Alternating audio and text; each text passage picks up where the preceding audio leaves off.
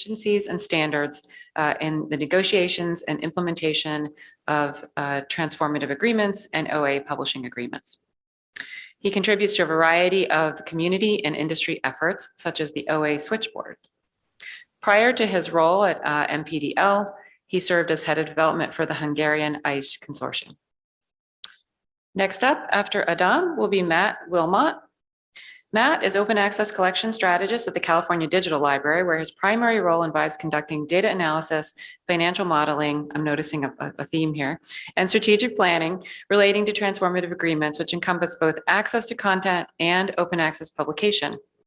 Prior to this role, Matt served as the data analyst at the Pay It Forward project, a Mellon Foundation funded project conducted by UC Davis and the California Digital Library to investigate the feasibility and sustainability of the APC model for large North American research institutions. Before starting this project with CDL in May 2015, Matt also worked at the MIT libraries in a multifaceted role, including physics librarian, collections analysis and assessment, and development and administration of infrastructure, supporting the implementation of the MIT faculty open access policy. And rounding out our presenters today will be Melissa Jr. from American Society of Microbiology. She joined the Society in 2011, and she is Senior Director of Journals and responsible for the ASM's portfolio of 16 titles. Prior to ASM, she served as Director of Journals at the American Society of Civil Engineers and the Director of Publications at the American Educational Research Association. In her more than 20 years in the publishing industry, she's held management, editorial, and production positions at the American Society of Plant Biologists, the Society for Neuroscience, and the American Psychological Association. Melissa holds a Bachelor of Arts degree in English and French from Dickinson College and a Master in Business Administration from Johns Hopkins University. She's an active member of the Council of Science Editors and the Society for Scholarly Publishing. So with that, I'll hand over to Adam to get us started. Thank you very much. Heather, it's great to be here. Just can you confirm that everyone can hear me all right? If you can speak up just a little tiny bit. Yes, I will try. I will try to do that. Better? Is that okay, Susan? Yeah. You guys okay? Can you hear? Cool. Maybe as loud as you use your outdoor voice. All right. I will try. Although it's pretty difficult to do that in my flat. But yeah, thank you very much. It's great to be with you, even if only remotely. So as Heather introduced, my name is Adam Dare. I work at the license management team of the Max Planck Digital Library. And just for background, so the Max Planck Digital Library is a central service unit of the Max Planck Society, one of the leading research organizations of the world. And what I wanted to talk to you about today is really like how do we use data in our strategies in the Max Planck Digital Library. And I wanted to focus on one aspect, although we do use data in many various ways, but like I wanted to focus on one aspect, and that is negotiating open access. So researchers at the Max Planck Society publish about 15,000 papers annually, and just by looking at publication data, looking at where our authors are publishing, you already can see some trends that are emerging. For example, in this pie chart, what you can see is that the majority, so around 80% of our publications is published with only 20 publishers. So what you can see is that the journal publishing landscape is very much focused, and this, you would call it monopolistic thing. And if you would do a similar analysis, I think for your institution, or if you're a publisher, if you would do a similar analysis for your author base, you will actually find a very similar distribution.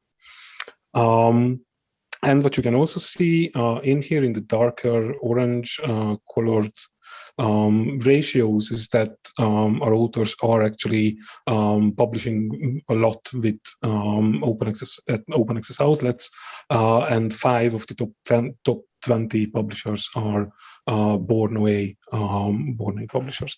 And so, yes, what I wanted to talk about is really transformative agreements and negotiating open access. And so as of this year, we have 22 transformative agreements in place with publishers and 10 agreements in place with fully open access publishers, and really like this data, this publishing data, this is what's driving our strategy. So how we are approaching this transformation to open access, we really want to focus on where our authors are publishing, and redirect our budgets focusing on our authors' needs.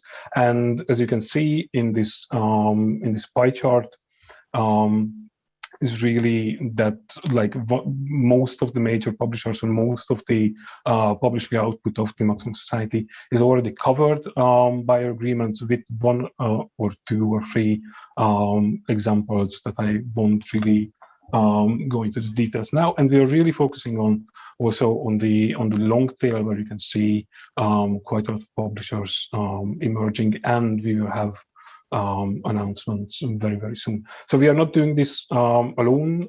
We have an excellent team who are dedicated to data analysis, and they are providing us reports in the license team, so informing our renewals, informing our strategies, informing us in which direction we should go, the number of publications, number of citations, and these sort of things. So we are trying to really look at it holistically.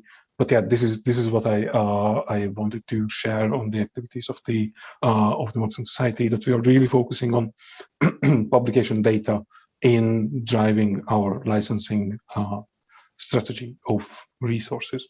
And I wanted to highlight a couple of other initiatives. I wanted to mention the ESAC initiative. So if you are a librarian in the room or in the attendance, and if you don't know where to start, if you want to start looking at your publications, you're looking at how to uncover the publishing profile of your institutions, there is a data analytics working group under the umbrella of the ESAC initiative, which is like an international community of practice of libraries who are trying to drive this open access transformation.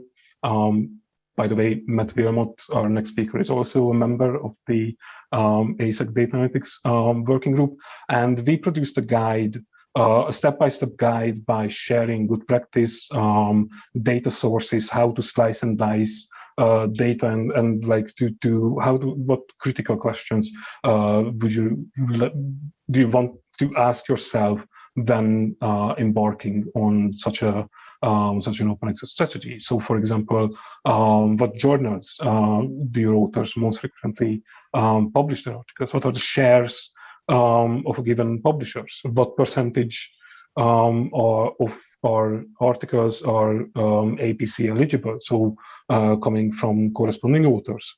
How can you estimate hybrid open access spending from your authors that might not be under your library's oversight? And yeah, many more questions. So I encourage you to take a look at this guide that helps you to uncover, once again, the publishing profile of your institution. And I wanted to highlight one other resource. It's just the other side of the coin, once again, developed by ESAC, and this is more on following the key trends in the demographics of scholarly communication. So how are open access articles changing the landscape? How are transformative agreements driving the uptake of open access? How do article processing charges per publisher look like, and like how these changed over the years? So this is one other resource from the ESAC marketers. So if you're interested in the global trends, I just wanted to encourage you to take a look at the nice interactive charts that have been developed by Isaac. And yeah, just to conclude my introduction, once again, how do you use data in negotiating open access? Just a few concluding remarks that I wanted to throw out there. Like, really what we find when looking at the publishing behavior of our authors, like open access is a reality that we cannot ignore, and it's already changing our relationships with publishers. And in order to stay relevant and serve our communities, we need to understand our position in terms of publications to inform our decisions. And with that, I think I give the floor to Matt.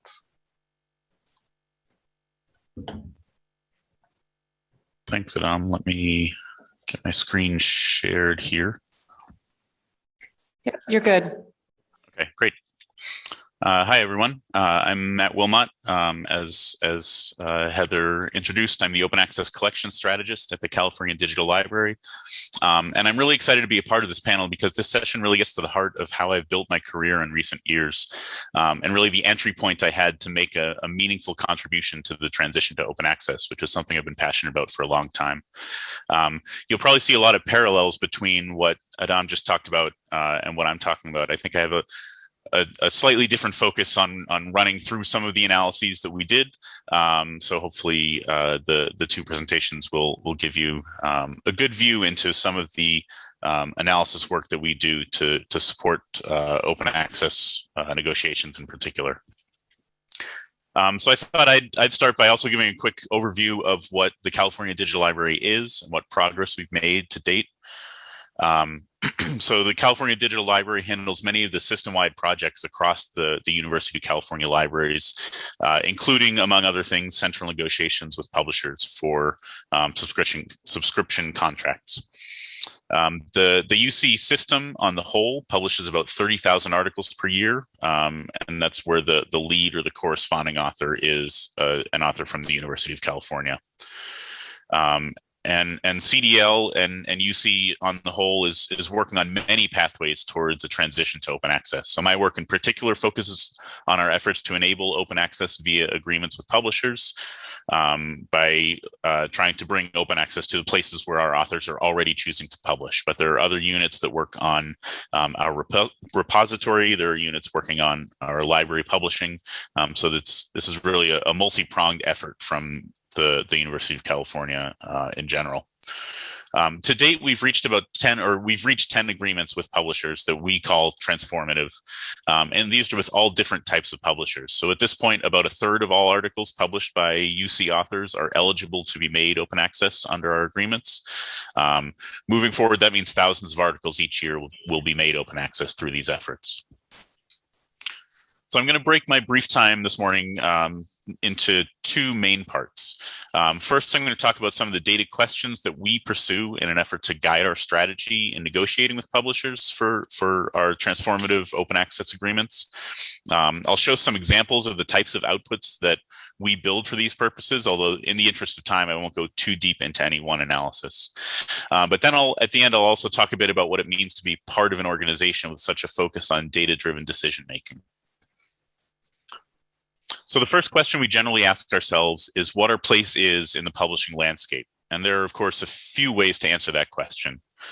So the main approach, like you just saw at Max Planck and also at CDL, is to investigate how much our authors are publishing, where and how much of that content is openly available now. So this probably looks pretty familiar from the previous presentation, sort of a different skin on a similar chart, showing the publication volume in each publisher for our UC authors.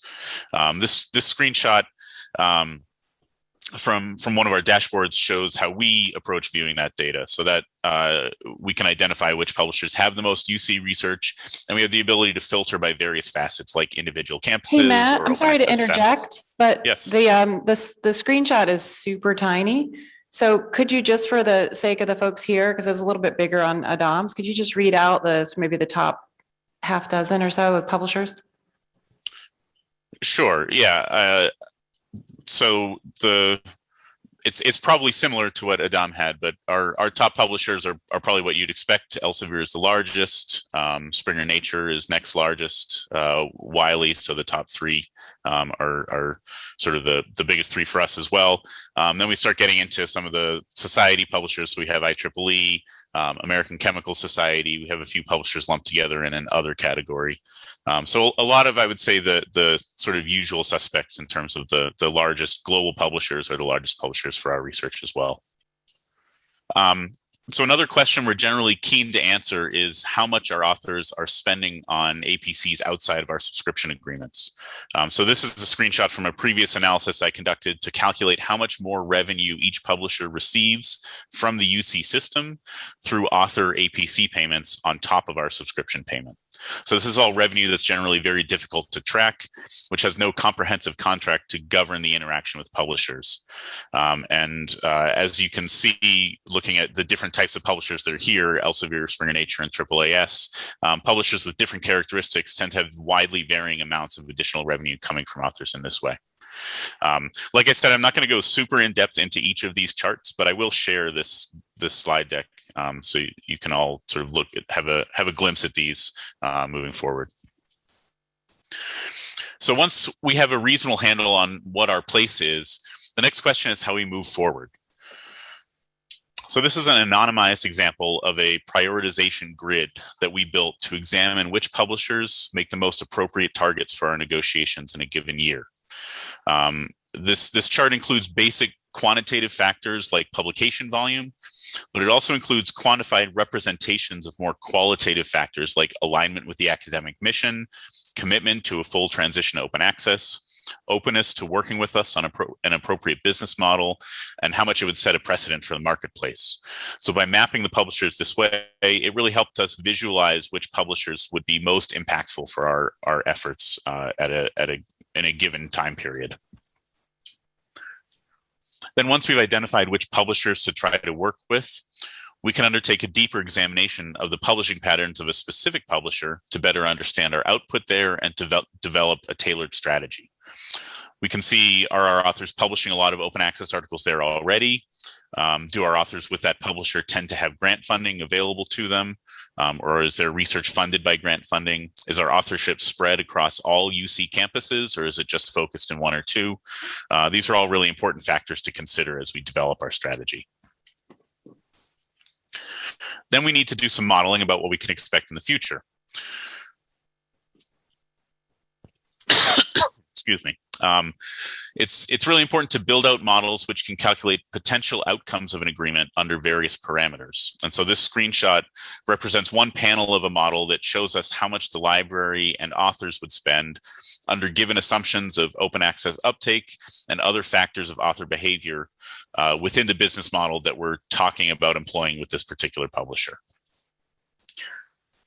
And this chart shows a risk table that we build to observe where there might be challenges based on variance of multiple variables within a model. So in this case, the redder cells in the bottom left represent some potential for risk, while the green cells on the far right represent more positive outcomes for the institution. We then need to assess the likelihood of each of these outcomes and determine if appropriate mechanisms need to be negotiated to control these risk factors within the agreement. And then finally, we're just now getting to the point of our agreements where we need to start assessing real world outcomes and considering how to iterate and improve upon them as we renew.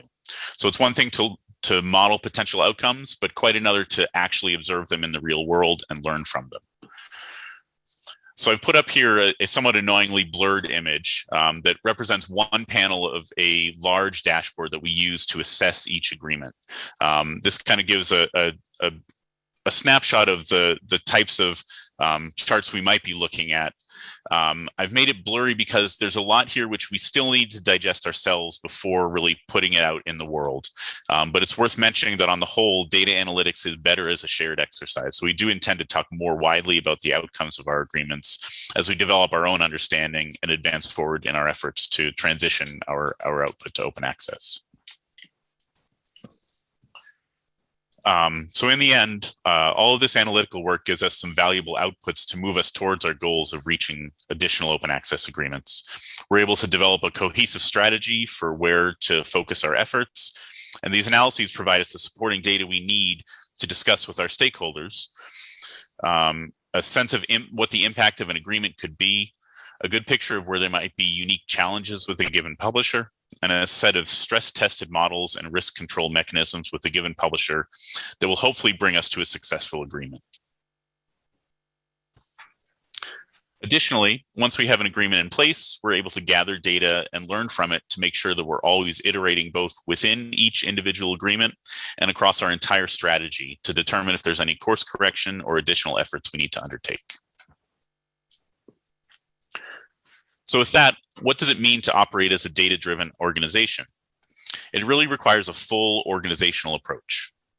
In terms of resources required for conducting these types of analyses, we in the California Digital Library currently have 2 staff positions that are dedicated to data analysis of this type. One's vacant right now, but will hopefully be filled in the near future. But our organizational commitment to data-driven decision-making doesn't stop there. Instead, it extends to all stakeholders in our efforts to transition our subscription investments to open access. So to best foster effective data-driven decision-making, the organization needs to commit to not just receiving analysis results and incorporating them into strategic thinking, but also to engage with these analyses at all levels to help iterate on them, to add different perspectives, and make them more robust and impactful. So I'm fortunate to work for a library that's committed to that pathway where these types of analytical conversations happen with all stakeholders, including library administration and faculty. So while the functional work falls to me and my analyst colleague, the real commitment is system-wide here. Of course, there will always be a range of facility with data analysis across the organization, and it's important to be deliberate about communications to bring all voices, even those with less of a data bent, into the conversation. So it's important to develop visualizations which have clear messages and to talk with stakeholders to make sure that those messages get across. This can sometimes be a challenge, but it reaps massive rewards in terms of inclusivity, buy-in, and building a wider perspective. And finally, we're also deeply committed to collaborations with other institutions and organizations. The visibility of some of our work has really helped us to make some beneficial connections with colleagues outside of UC. And these collaborations go both ways, right? We're able to benefit from the experience of others, which can help us to shape the questions that we ask, find different strategies to answer those questions, and put a new perspective on the answers we find, all of which makes our own work better. And then we're also able to widen the impact of our analysis outside of the University of California by sharing our processes and experiences and helping others conduct their own local analysis work based on what we've done.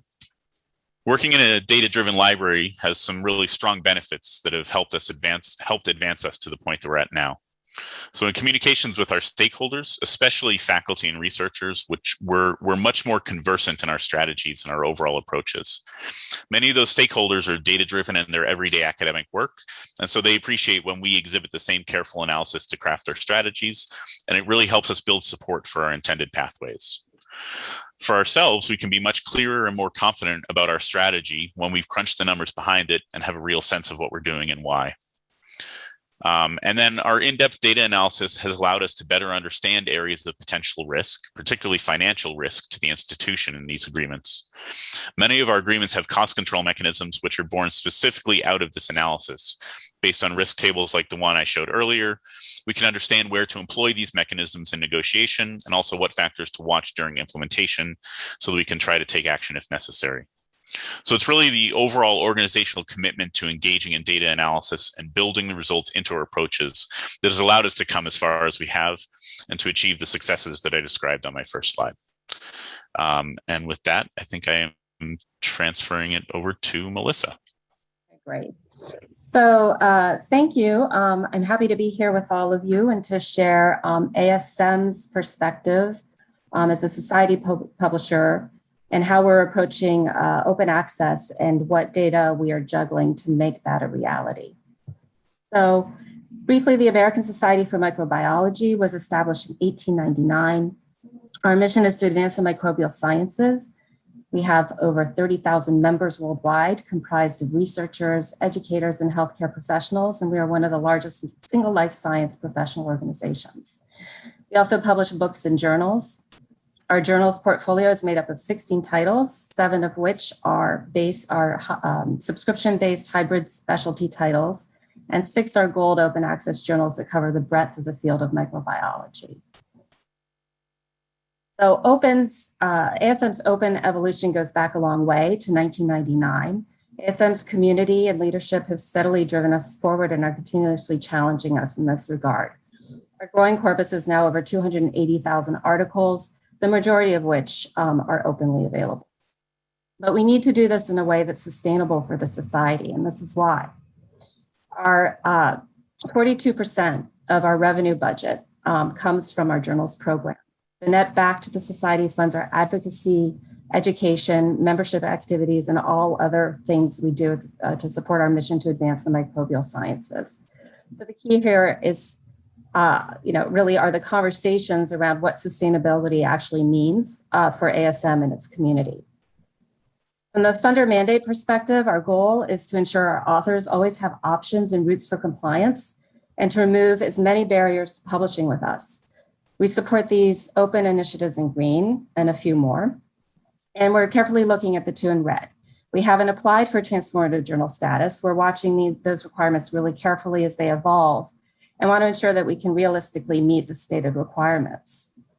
We're actively exploring transformative agreements and other models such as subscribe to open. So that's something that we're actively doing right now. In 2019, we concluded a strategic study to find pathways forward. And essentially the 200-page report is boiled down into 3 action items. Launch a Cascade journal, flip each of the hybrid journals to full open access on a staggered basis over a period of years, and explore alternative models as a measure towards the ultimate goal of open access. And each of these action items are the result of a lot of data analysis. Fundamentally, we needed to deeply understand our finances in ways we hadn't before, and how transitioning our hybrid titles to open access would impact over the short, medium, and long term. At the very basic level, we know that ASM has a reasonably low cost infrastructure. We know that subscription products make more money per article. A move to open access would reduce income significantly and ultimately mean a need to grow the amount of content published at the same time. And that is, if we define sustainability as a return net to the society equal to what it is today. So as part of our growth strategy, we wanted to understand our market potential.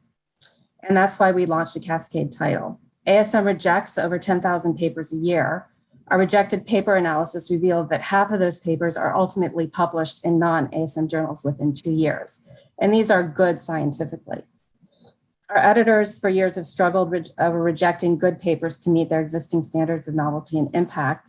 So this has been embraced by our journals committee, our editors, and now that we've launched, the authors. Our financial analysis showed that to meet our financial targets, we need to recapture about 1/5 of those good papers to reach our current gross revenue. Our projections so far show that this will be attainable over some time. It's important to understand that the model also assumes our current APC rates. We're committed to keeping our APCs competitive, and we're also factoring in a higher percentage of granted waivers to accommodate for authors who can't afford APCs. With Spectrum, then we can now publish a full range of science from high impact to sound science. So we're fulfilling our mission to be able to be a home for all microbiologists. And we also needed to clearly understand the impact of our finances as we begin to flip our subscription titles to open access. And for that, we created an Excel model with a number of variables that include our projected growth rate or decline of each title, rates of shift to open access in our hybrid titles, our current and future cost base, including editorial board costs and external vendor costs, our current and future average APC for each title, our current and future subscription revenue as it declines as we flip to open access, the impact of our Cascade title and its growth, as well as the growth of our other open access titles that are doing quite well, and varying times for flips to open access on a title by title basis. And so this model will kick out, an unlimited amount of scenarios depending upon the inputs, but this shows two scenarios. One is a transition to open access with an abrupt shift in 1 year of all of our titles. Here, we would grow to a certain revenue level and then flip all titles at once in 1 year. This would create a detrimental loss of income for the society. The second graph shows a staggered approach over time, but in a strict APC model, there's no avoiding the dip at some point of revenue. But by staggering the flips, we can minimize what would be an unacceptable loss in 1 year. Our third action item is to explore alternative business models. We see this as an opportunity to help stem the predicted dip in revenues as we transition to open access over time in the short term, and experiment with viable longer term models that not only maintain, but alter and strengthen our relationships with institutions in an open access environment. To do this, we looked at a number of data points. We looked at subscription income and the number of authors with accepted papers for each institution. We found about 1,000 institutions with subscriptions to ASM content with no affiliated authors, 2,000 institutions where there are authors but no subscription, and between 1,500 and 2,000 institutions with both subscriptions and authors. Then we took the data to the national level and took subscription revenue from a country and divided by the number of accepted papers from a country using the corresponding author. And from there, we can surmise what the average cost and subscription value per paper a nation bears. From the table on the right, we've highlighted all those countries where the calculated figure is in a range compatible with a typical open access APC, which means that a national deal might be possible with that country if they had the infrastructure to support such deals. But at the institution level, there's merit to having a similar methodology to calculate an appropriate rate that covers both reading and publishing. But you can see that this would need to be negotiated on an institution by institution level because there's so much variation. So the challenges for us are really mostly operational. The first is our data. We have a ton of it, but it's proven really challenging to collect and meld it together from various systems to get a clear sense of what institutions, countries, regions are creating content, which are consuming content in order to make informed decisions when we're talking to institutions or consortia. Normalizing author names and matching with institution names has been mostly manual, hard, and time consuming. And our resources and our staffing and staffing structure, we're really looking at this because we have a fairly lean publishing operation with limited resources and expertise to take on these analyses. And we're depending upon a lot of consultants for help. So we're looking to build our resources in key areas. And then finally, our workflow systems. It's been really essential that we look at our workflows, figure out where we can automate, investment in things like billing systems and reporting systems so that we are capable of handling these kinds of agreements and reporting out to meet the requirements that we're going to need to. So all this is taking some time, some thought, and of course, adds some cost. So we have much work ahead, but we're excited and optimistic that we can make a transition and be a fully open access publisher. But we need to do it in such a way that not only allows our authors to be compliant, but allows us to make informed decisions on deals or alternative business models in a way that lets us continue to serve our community in increasingly better ways. And with that, I'm happy to take questions. Thanks. If we can stop the screen share and just get our speakers up. Do we have questions in the room? We have about 10 minutes left. I have a lot of questions, but I want to give you guys an opportunity to come in. Anything in the room? Anything yet on Pathable?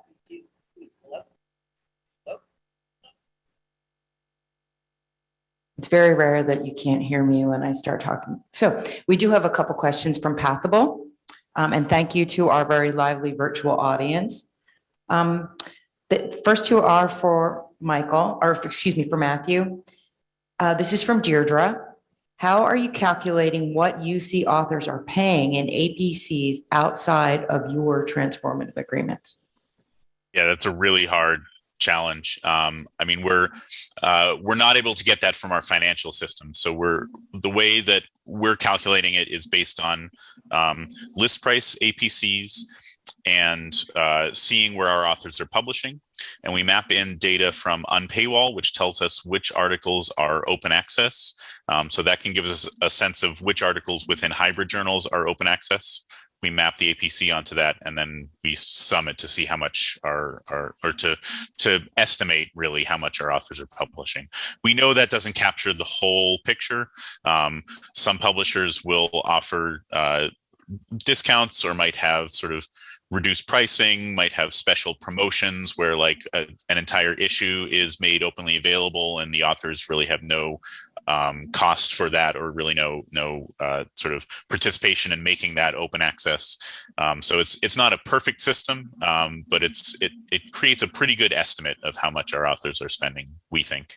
And realistically, when we start working with an individual publisher, then we will refine that estimate more and actually get better direct data from the publisher that helps us sort of clarify our picture of what that looks like for that particular publisher. And then before we open it back up to the room, just a follow on also for Matthew. You are, and this is from Anne, you are limiting your scope to, you're limiting to UC corresponding authors. Do you feel this is an accurate way to identify where the APC funds are coming from, specifically on multi-institution co-authored papers? Yeah, that's also a really good question. In general, the prevailing policy seems to be that the corresponding author is the one that arranges payment for these articles. It's certainly not always the case for every author group that the corresponding author is the one that pays. But one of the challenges of moving towards a model where payment is happening based on publication is that the article needs to be assigned to an individual institution. And so we've sort of settled on corresponding author because it was already close to the standard for which author is responsible for arranging payment. We've sort of settled on that as our way of determining which author or whether we as an institution feel like we are responsible for that payment to be included under our agreements. The idea being that in that way, each article has one institution that would be responsible for agreements. So in sort of a long run scenario, if every institution has agreements like this that are paying for publication, every article is just assigned to one of those agreements, right? That's kind of an idealized future for sure, but that's the approach we're taking. Any questions here in the Gaillard Center? Okay, I have a question.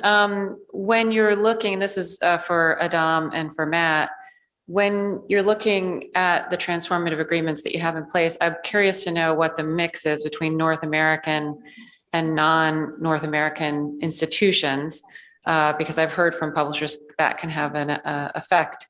And then also when you're negotiating a transformative agreement, or when you're negotiating a larger deal with an OA publisher versus a non-OA publisher, what are some of the differences that come up in that process? Adam, you want to start? Yes, but could you? The agreements sure, that Planck has, are they mostly with European institutions and consortia? Or, I'm sorry. Publishers. You're mixed, publishers. Publishers. It's really a mix. So like we do have agreements with US-based publishers. We do have agreements with German publishers and also Europe-based. So we don't really differentiate between that. Although yes, I mean like no, I think it's a global, like publishing and science itself is a global endeavor, and so no, I don't really see any sort of difference between. And any differences between the pure play OA publishers and the mixed model publishers? I think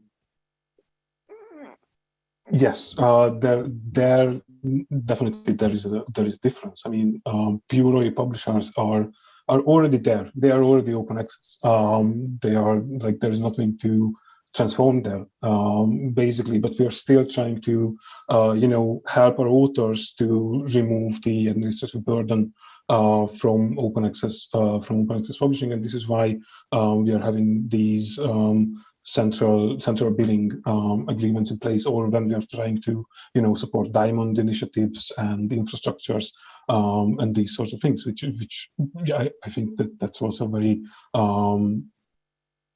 very good activity that should be supported. I think in the terms of pricing, there I see a difference, and that traditional publishers or subscription-based publishers are really looking at this as protecting their revenue and carrying it forward into like when the transition already happened in the open access world. Whereas with fully OA publishers or born OA publishers, I see more willingness to innovate. But I'm not saying that traditional publishers are not innovative. There are lots and lots. So I couldn't generalize. Okay, yeah.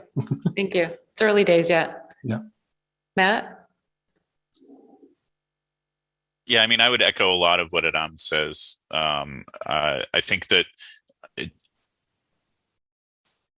it is critical that we work with those full open access publishers, because particularly in this sort of space where we're supporting open access publication, if we work with just the subscription publishers and add support there, but not with full open access publishers, then authors are going to see a stronger incentive to continue publishing or to start publishing with those subscription publishers when they want to publish open access, and might move away from those open access publishers, many of whom might be more aligned with our open access efforts in general, right? They're already publishing open access. In terms of reaching agreements, I mean, there are added challenges there with subscription or traditionally subscription and hybrid publishers. We have existing relationships. We have existing subscription spend that we're working to transition to fund open access. And so in those agreements, we're trying to be cost neutral by just transitioning our subscription spend to support open access. A lot of that has to be sort of rebuilt or built for the first time with full open access publishers, where they haven't had as much direct engagement with us in the past, either in relationships or in institutional investment. Okay, we're down to the last minute. I want to give Melissa the opportunity to come in. Has the pandemic changed the negotiation discussions with institutions? You did that analysis to see where authors were and where subscriptions were. How has the pandemic affected that conversation? It hasn't impacted the discussions at all. The pandemic impacted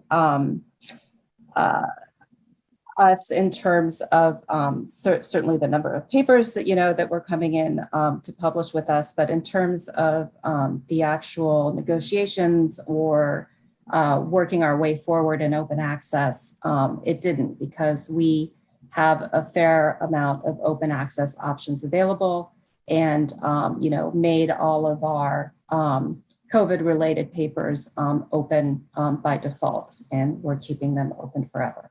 So. Okay. Well, thank you so much to our three presenters, particularly Adam, because it's in the evening for him, although we're helped by the clock's not changing here yet a little bit.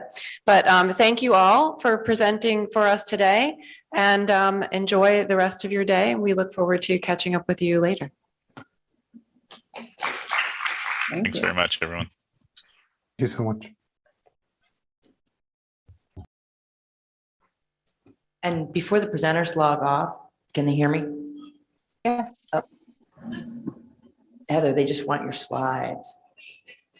Presenters, great job. This is the Oracle speaking from here in Charleston. If you could please upload your slides, that would be very much appreciated by, I'm sure, the audience here, and also the virtual attendees asked for it in the chat. Thank you.